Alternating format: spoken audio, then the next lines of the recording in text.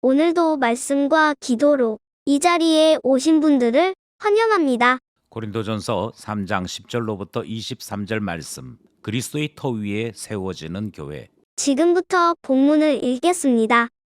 내게 주신 하나님의 은혜를 따라 내가 지혜로운 건축자와 같이 터를 닦아두매 다른 이가 그 위에 세우나 그러나 각각 어떻게 그 위에 세울까를 조심할지니라. 이 닦아둔 것 외에 능히 다른 터를 닦아둘 자가 없으니 이 터는 곧 예수 그리스도라. 만일 누구든지 금이나 은이나 보석이나 나무나 풀이나 짚으로 이 터 위에 세우면 각 사람의 공적이 나타날 터인데 그날이 공적을 밝히리니 이는 불로 나타내고 그 불이 각 사람의 공적이 어떠한 것을 시험할 것임이라. 만일 누구든지 그 위에 세운 공적이 그대로 있으면 상을 받고 누구든지 그 공적이 불타면 해를 받으리니 그러나 자신은 구원을 받되 불 가운데서 받은 것 같으리라. 너희는 너희가 하나님의 성전인 것과 하나님의 성령이 너희 안에 계시는 것을 알지 못하느냐. 누구든지 하나님의 성전을 더럽히면 하나님이 그 사람을 멸하시리라. 하나님의 성전은 거룩하니 너희도 그러하니라. 아무도 자신을 속이지 말라. 너희 중에 누구든지 이 세상에서 지혜 있는 줄로 생각하거든 어리석은 자가 되라. 그리하여야 지혜로운 자가 되리라. 이 세상 지혜는 하나님께 어리석은 것이니 기록된 바 하나님은 지혜 있는 자들로 하여금 자기 꾀에 빠지게 하시는 이라 하였고 또 주께서 지혜 있는 자들의 생각을 헛것으로 아신다 하셨느니라. 그런즉 누구든지 사람을 자랑하지 말라. 만물이 다 너희 것임이라. 바울이나 아볼로나 게바나 세게나 생명이나 사망이나 지금 것이나 장래 것이나 다 너희의 것이요 너희는 그리스도의 것이요 그리스도는 하나님의 것이니라. 본문 전체 이해와 본문 해석입니다. 바울은 앞서 나무 재배를 예를 들어서 자라게 하시는 하나님의 손에 모든 것이 결정된다 하는 사실을 가르쳤습니다. 오늘 본문에서는 건축을 예로 들어서 사역자들과 교인들의 관계에 대해 가르치는데요. 이 말씀 다음에 바울은 하나님께서 사역자들을 통하여 이루어 가시는 교회는 어떤 교회인지 그것에 대해 분명한 말씀을 선포하지요. 본문 안으로 들어가 보겠습니다. 첫 번째 문단은 10절로부터 17절 말씀입니다. 교회의 터이신 예수 그리스도. 성경은 모든 사역자는 건축자와 같다라고 하는 전제로 말씀을 전하고 있습니다. 건축을 하는데 어떤 이들은 금, 은 이런 것을 재료로 건축을 하는 사람이 있고 또 어떤 사람들은 풀이나 짚을 재료로 해서 건축하더라 하는 것이지요. 이렇게도 집을 지을 수 있고 저렇게도 집을 지을 수 있습니다만 이 건축이 제대로 되어 있는지 그 여부는 불로써 시험한다 그렇게 말씀하고 있지요. 그래서 불 같은 시험을 했을 때 불에 타지 아니하고 남아 있는 건축은 건축을 잘한 것입니다. 그런데 반대로 작은 불에도 다 타버리고 말면 건축하지 아니한 것과 같다 하는 말씀이 여기에 등장하는 말씀의 속뜻이 되는 것이지요. 따라서 건축을 한다고 다 중요한 것은 아니고 불 같은 시험을 견딜 수 있는 건축을 해야 한다. 이것이 핵심이 되는 것입니다. 이어서 바울은 하나님께서 건축하라 하신 것의 구체적인 모습을 이야기합니다. 그것은 성도 한 사람 한 사람을 성숙시키고 온전케 하는 일인데요. 그 목표가 무엇이라고 설명하고 있느냐면 성도들이 성령이 거하는 성전이 되도록 만드는 것이 목표다. 그렇게 소개하고 있지요.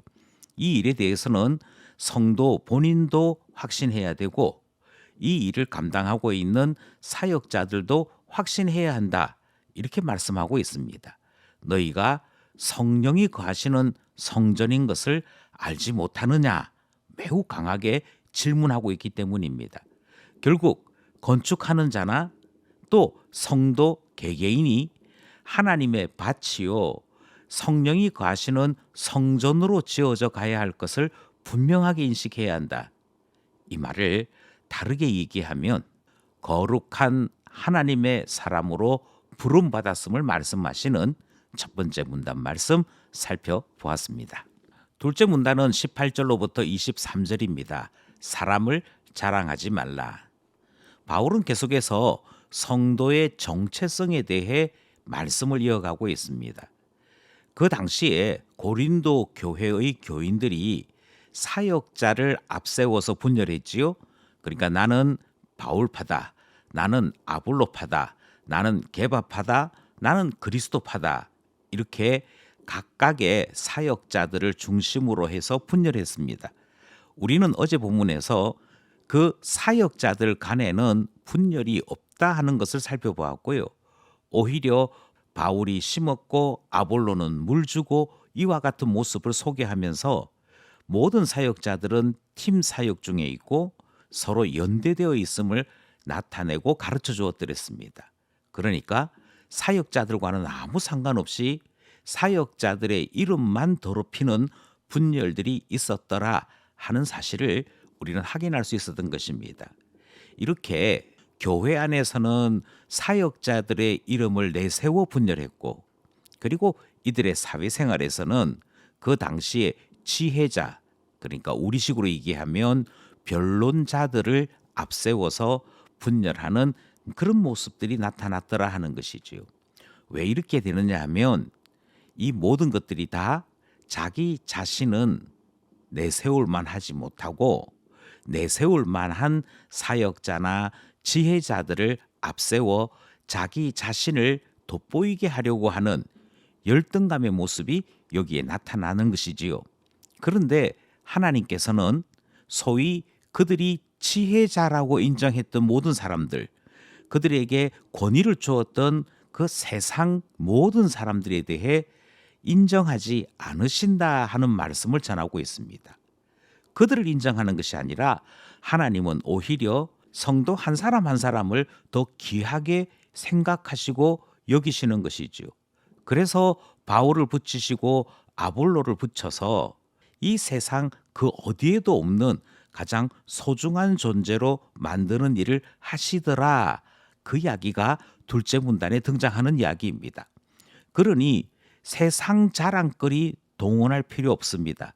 하나님께서 얼마나 나를 사랑하셨으면 모든 사역자들을 나에게 붙여주심으로 하나님께서 나를 갖고 가시더라. 그것이 성도의 자랑이에요. 하나님께서 나의 작품, 나의 존귀한 자라고 여겨주실 때 하나님에게도 영광이 되는 일이라 그렇게 말씀하고 있는 것이지요. 그러니 다른 사람 자랑할 것이 없습니다. 영적으로 성장해 가는 나 자신이 하나님께 기쁨이요 모든 사람들 앞에서 영광스럽게 나타나야 될 사람, 그와 같은 사실인 것을 둘째 본문이 가르치고 있는 것이지요. 여기까지 오늘 본문 말씀이었습니다. 말씀을 따라 기도하며 결단해 봅시다. 첫 번째 기도 제목은 나 자신을 성령이 거하시는 성전으로 여기는 것이 얼마나 중요한가 하는 것을 배웠습니다. 그러므로 기도하기를 내가 성령이 거하는 성전임을 고백하며 거룩한 삶을 결심하는 신자로 살아갈 수 있도록 기도하게 되는 것이고요. 그렇게 살아갈 수 있는 경건의 은혜, 경건의 지혜 달라 기도하게 되는 것이지요. 둘째 기도 제목은 사역자들마다 마음을 다해서 성도를 성전되도록 가장 아름다운 건축으로 하나님께 영광 돌리는 은혜 베풀어 주소서 기도하게 되는 것입니다. 세 번째 기도 제목은요. 하나님의 소유된 백성, 그것이 우리 자신인 것을 기억하고 하나님께서 나를 걸작품으로 만들기 원하시는 것, 하나님의 기쁨이 되는 하나님 작품 되도록 하나님이 역사하시는 것을 믿고 확신하며 소망 가질 수 있도록 기도하고자 하는 것이지요. 오늘도 말씀과 기도로 하나님 걸작품으로 만들어져 가는 복된 우리 모두 되기를 간절히 소원합니다.